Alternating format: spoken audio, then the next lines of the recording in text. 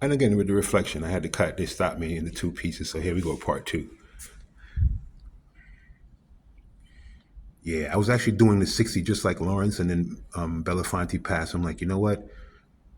Within the last couple of years, we've lost Sidney Poitier, Cicely Tyson, now Belafonte, and three Caribbean people whose contribution to America doesn't even need to be mentioned. They're so enormous and so varied, you know. So it was a challenge. It was a joy doing that. So it became 61 paintings, and then us getting our citizenship and becoming Americans, a part of this big melting pot, and wanting to put our 2 cents in, if you will.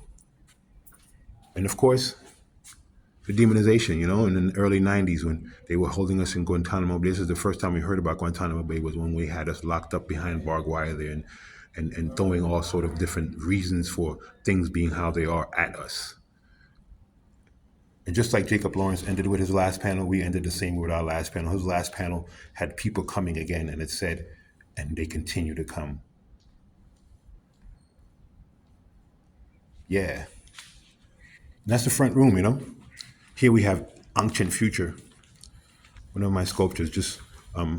She's like, welcome everybody. And just like her name says, she's all the way back to the past to go into the future. Sankofa, go back and get it. The things that are good, the things that are relevant, which is what the mahogany pods around her feet represent. And you'll see the ancestor tree in the next room.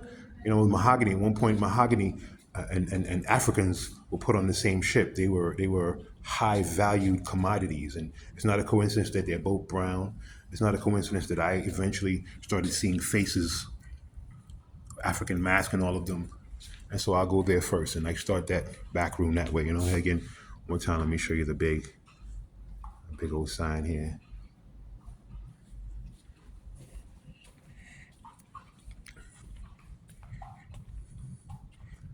Yeah, ancestor tree.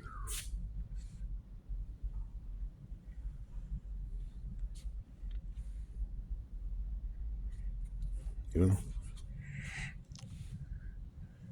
this is really Suzanne, the curator, and Jennifer and Charlotte, the museum.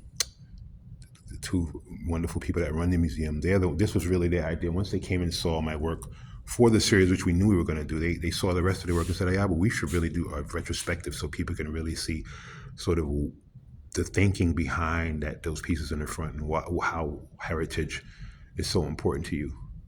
And I agreed, and I mean, it makes for a wonderful show. There's over 100 pieces of work in here, and I'm super honored to do that. And it's what I was talking about. They're the mahogany pods, and you see, to me, I see our faces. You know, Juju dancing, and just some of the varied works.